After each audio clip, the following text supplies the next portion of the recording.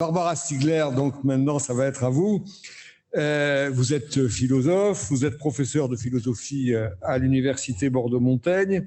Cette conversation qu'on va avoir est nécessaire et c'est courageux d'organiser, je trouve, en vrai, cette conversation aujourd'hui parce que c'est à la fois un sujet central et c'est un sujet qui est progressivement devenu un totem et un tabou sur lequel il devient très difficile de parler et d'échanger des arguments contradictoires. Donc je remercie vraiment très sincèrement l'ERENA d'avoir sollicité ce moment. Je voudrais aussi remercier les intervenants et les étudiants du Master Soins éthiques et santé. Certains sont ici présents.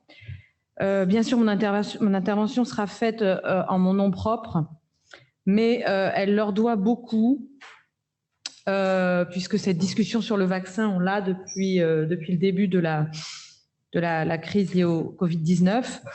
Et on en a évidemment beaucoup parlé dans les années précédentes. Je voudrais remercier tout particulièrement mes collègues de l'ISPED, l'Institut de santé publique, d'épidémiologie et de développement, et en particulier François Alla, qui n'est pas là ce soir, mais que je salue et qui m'a beaucoup aidé à construire cette intervention. J'estime que j'ai beaucoup de chance. J'ai la chance d'avoir, dans le champ de la santé, des étudiants, des collègues éclairés autour de moi, capables encore de pensée critique, d'interrogation, vertu devenue très rare depuis le début de cette crise sanitaire, ou en tout cas une vertu qu'on ne voit plus, qui est invisibilisée par la mise en scène du débat public sur les grands médias. On a un exemple spectaculaire de ce glissement avec le vaccin. Certains parlent de changement de paradigme. Changement sur lequel s'affrontent aujourd'hui, mais de manière extrêmement discrète. Il y a un grand silence des médias, à mon avis parfaitement coupable. Par exemple, la Haute Autorité de Santé, la HAS, et le CCNE, le Comité Consultatif National d'Éthique, qui ne sont absolument pas d'accord, mais alors absolument pas sur la décision quant à l'extension de la vaccination aux plus jeunes. J'entre dans le deuxième moment de mon intervention pour essayer d'expliquer ce glissement de la voie libérale qui comporte, moi ça fait une quinzaine d'années que je fais un séminaire sur notamment le consentement éclairé du patient et que je pointe toutes les insuffisances de cette voie libérale du consentement éclairé du patient, de l'homo economicus, de la référence aux droits fondamentaux et du mix, du cocktail ou de l'hybridation des deux comme quelque chose de très insatisfaisant.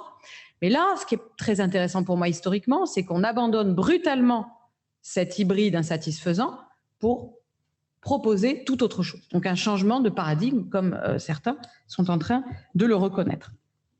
Les procédures accélérées sont réservées normalement aux traitements compassionnels. Les traitements compassionnels, c'est quand vous n'avez plus aucun autre espoir, donc vous prenez des risques avec le patient. Là, on prend des risques avec des sujets sains. Et on utilise des procédures accélérées pour, normalement, des cas où c'est permis en situation dite compassionnelle. D'autre part, avec le fait que nous ayons des vaccins à ARN messager, nous avons donc des vaccins qui comportent une innovation majeure.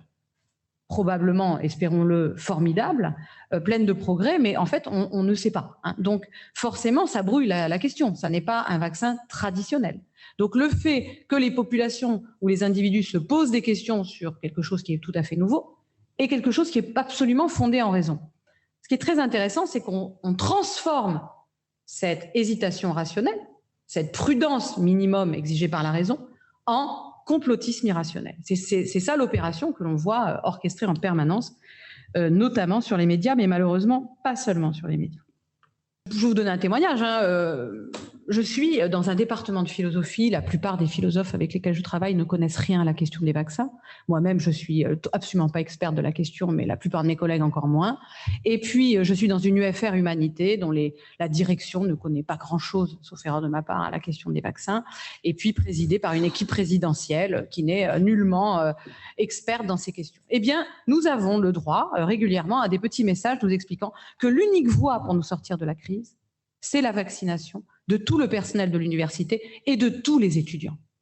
Mais au nom de quoi un professeur de littérature, un professeur d'anglais, un professeur de philosophie peut-il se permettre de m'asséner au nom du fait qu'il est responsable une solution qu'il aurait trouvée, qui serait celle du vaccin? Au nom de quoi? Les limites du vaccin, on les connaît. pour le Covid-19, contagiosité sous vaccin, elle subsiste.